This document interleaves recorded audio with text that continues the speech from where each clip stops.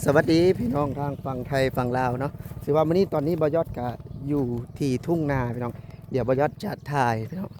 ถ่ายภาพบรรยากาศทุ่งนาที่ถือว่าเป็นหมู่บ้านหนึ่งพี่น้องที่มีความติดอันดับต้นๆของอำเภอว่าจังซะเพราะว่าเพิ่นปีแรกที่อันนั้นพี่น้องที่มีการเฮ็ดคลองระบายน้ำแล้วก็ได้มีการทำนาแซงเป็นปีแรกเนาะเดี๋ยวบอยอดจะถ่ายภาพบรรยากาศแล้วก็จะมีพี่น้อง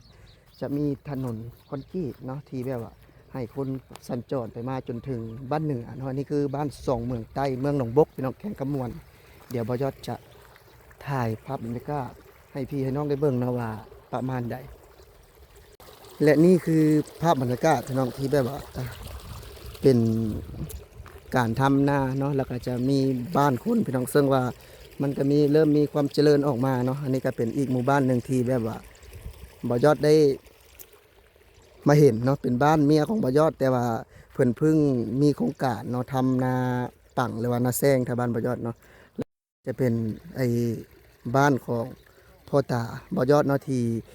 ได้เงินจากประเทศไทยเนาะพี่น้องเนาะที่ได้เงินจากประเทศไทยเพิ่นก็มาอยู่นี่เนาะปกติเพิ่นก็มีบ้านอยู่แล้วอยู่ข้างในบ้านเนาะนี่คือภาพบรรยากาศพี่น้องเนาะ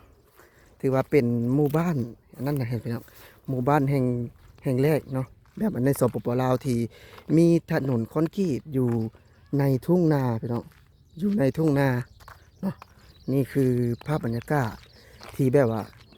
มีความเจริญเนาะออกมาสู่ต่างจังหวัดพี่น้องต่างจังหวัดคือนี่คือเป็นหน้าปังหรือว่าแซงเนาะนี่คือน้ำที่เอา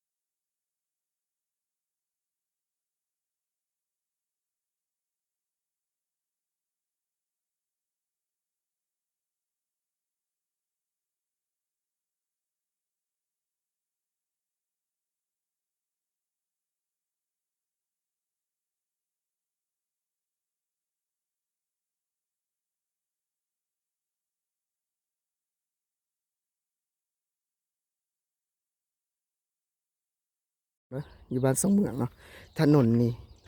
ถือว่าเป็นหมู่บ้านแห่งแรกเลยเนาะที่มีถนนคอนกรีตอยู่ในทุ่งนาถือว่าเป็นหมู่บ้านที่มีข้าราชการมากที่